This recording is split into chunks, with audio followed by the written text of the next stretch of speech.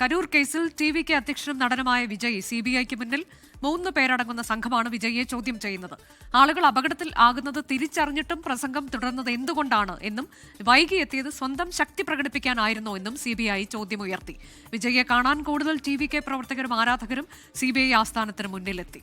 R Achuthan വിവരങ്ങളുമായി. അച്യുതൻ, ഇവിടെയും കൂടുതൽ പേർ ഈ ചോദ്യം ചെയ്യലിനോടനുബന്ധിച്ച് അങ്ങോട്ടേക്ക് എത്തുന്നു എന്ന വിവരമുണ്ട്. ഒപ്പം തന്നെ ചോദ്യം ചെയ്യൽ പൂർത്തിയായിരിക്കുന്നു എന്ന വളരെ പ്രധാനപ്പെട്ട വാർത്തയും ഇപ്പോൾ വന്നിട്ടുണ്ടല്ലോ. മണിക്കൂറുകൾ നീണ്ട ചോദ്യം ചെയ്യലാണ്. എനിക്ക് തോന്നുന്നത് 4 മണിക്കൂർ നീണ്ടിട്ടുണ്ട്, അതിലേറെ പോയിട്ടുണ്ട് അല്ലേ? അനുഷ, തീർച്ചയായിട്ടും 12:07 കൂടിയായിരുന്നു CBI ആസ്ഥാനത്ത് വിജയുടെ ഈ ചോദ്യം ചെയ്യൽ ആരംഭിച്ചത്. അതിപ്പോൾ 4 മണിക്കൂർ പിന്നിട്ട് ഇപ്പോൾ മൊഴി രേഖപ്പെടുത്തുന്നത് പൂർത്തിയായി എന്നുള്ള വിവരമാണ് ലഭിക്കുന്നത്. ഈ നിലവിൽ ഇപ്പോൾ ഈ മൊഴി ഒപ്പിട്ട് വാങ്ങുന്നതുമായി ബന്ധപ്പെട്ടിട്ടുള്ള മുന്നോടിയായിട്ടുള്ള കാര്യങ്ങൾ അത് അഭിഭാഷകർ തന്നെ പരിശോധിക്കുകയാണ്. അതിൽ വിജയ് ഒപ്പിട്ടാൽ മാത്രമായിരിക്കും ആ മൊഴിക്ക് അത് വാലിഡ് ആവുക. എന്തായാലും അത്തരം നടപടികൾ പുരോഗമിക്കുന്നതായാണ് നമുക്ക് ലഭിക്കുന്ന വിവരം.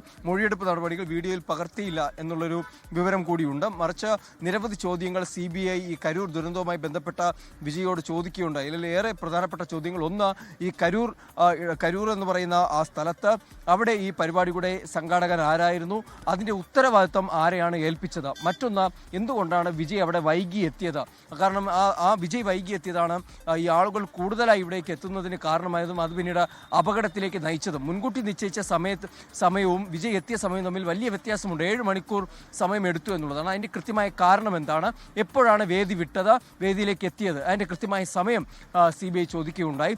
തദ്ദേശ ഭരണകൂടവുമായി എത്രത്തോളം ഏകോപനം നടത്തി, പോലീസിൻ്റെ ഒരു സപ്പോർട്ട് ഉൾപ്പെടെയുള്ള കാര്യങ്ങൾ ചോദിച്ചു. മറ്റൊന്ന്, ഈ ആളുകൾ അപകടത്തിൽപ്പെടുന്നത് കണ്ടിട്ടും എന്തുകൊണ്ടാണ് പ്രസംഗം തുടർന്നത്, അതിൻ്റെ കാരണം എന്താണ് എന്നുള്ളതും CBI തേടി. മറ്റൊന്നായി പറയുന്നത്, ഈ ആളുകൾ ബുദ്ധിമുട്ട് അനുഭവിക്കുന്ന കണ്ട വിജയ് തന്നെ ഈ വെള്ളക്കുപ്പികൾ എറിഞ്ഞു കൊടുക്കുകയുണ്ടായി. പക്ഷേ എന്നിട്ട് എന്തുകൊണ്ട് ഒരു പാർട്ടിയുടെ അധ്യക്ഷ നിലയിൽ തുടർന്ന് ഈ പ്രശ്നം പരിഹരിക്കുന്നതിലേക്ക് ഒരു നടപടിയും കൈക്കൊണ്ടില്ല എന്നത് ചോദിക്കുന്നുണ്ട്. ഈ വൈകി എത്തിയത് സ്വന്തം ശക്തി പ്രകടിപ്പിക്കാനായിരുന്നു, കാരണം അത് ഈ ജനങ്ങളുടെ എണ്ണം വർദ്ധിപ്പിക്കുന്നതിന് കാരണമായത് സ്വന്തം ശക്തി പ്രകടിപ്പിക്കാനായിരുന്നു എന്നടക്കമുള്ള നിരവധി ചോദ്യങ്ങളാണ് ഈ വിജയോട് ചോദിച്ചത്. വിജയെ പ്രതിരോധത്തിലാക്കുന്ന തരത്തിലുള്ള ചോദ്യങ്ങൾ തന്നെയായിരുന്നു CBIയുടെ ഭാഗത്തുനിന്നുണ്ടായത്. നിലവിൽ ലഭിക്കുന്ന വിവരമനുസരിച്ച് ഇതിനെല്ലാം മറുപടി വിജയ് നൽകി എന്നുള്ളതാണ്. എന്തായാലും ആ മൊഴിയെടുപ്പ് പൂർത്തിയായിരിക്കുന്നു. എന്തായാലും നാളെ വൈകിട്ടോടു കൂടി തന്നെയായിരിക്കും വിജയ് ഡൽഹി വിട്ട ചെന്നൈയിലേക്ക് പുറപ്പെടുക. നാളെ വൈകുന്നേരം വരെ ഡൽഹിയിൽ തന്നെ തുടരും. ഇന്ന് രാവിലെ 10:30 മണിയോടുകൂടിയായിരുന്നു ഈ CBI ആസ്ഥാനത്ത് ചോദ്യം ചെയ്യൽ ഹാജരാകാനായി വിജയ് ഡൽഹിയിലെത്തിയത്. തുടർന്ന് നേരെ CBI ആസ്ഥാനത്തേക്ക് എത്തുകയായിരുന്നു. ടിവിക്കയുടെ ആവശ്യം തന്നെ സംസ്ഥാന സർക്കാർ ഏർപ്പെടുത്തിയ SITയിൽ വിശ്വാസ്യതയില്ല. അതുകൊണ്ട് തന്നെ CBI അന്വേഷണം വേണമെന്നൊരു ആവശ്യം സുപ്രീം കോടതിയിൽ ഉയർത്തുകയും സുപ്രീം കോടതിയാണ് ഈ വിഷയത്തിൽ കരൂർ അപകടത്തിൽ CBI അന്വേഷണത്തിന് ഉത്തരവിട്ടത്. ഒപ്പം തന്നെ വിരമിച്ച ഒരു സുപ്രീം കോടതി ജഡ്ജിയുടെ മേൽനോട്ടവും ആ അന്വേഷണത്തിന് നിയോഗിക്കുകയുണ്ടായി. എന്തായാലും അതിനൊടുവിലാണ് വിജയുടെ വാഹനം, ആ റാലിക്ക് ഉപയോഗിച്ച വാഹനം CBI പിടിച്ചെടുത്തിരുന്നു. അത് ഏത് സാഹചര്യത്തിൽ ആവശ്യപ്പെട്ടാലും അത് ഹാജരാക്കണം എന്ന നിബന്ധനയും വച്ചു. അതിന് പിന്നാലെയാണ് വിജയ് തന്നെ ഡൽഹിയിലേക്ക് എത്തി ഇപ്പോൾ ഈ ചോദ്യം ചെയ്യലിന്റെ ഭാഗമായിരിക്കുന്നത്. അനുജ, കരൂർ ദുരന്തത്തിലാണ് ടിവികെ അധ്യക്ഷൻ വിജയുടെ ചോദ്യം ചെയ്യൽ പൂർത്തിയായത്. 4 മണിക്കൂറിലേറെ നീണ്ട ചോദ്യം ചെയ്യൽ ഡൽഹിയിലെ CBI ആസ്ഥാനത്ത് നടന്നു.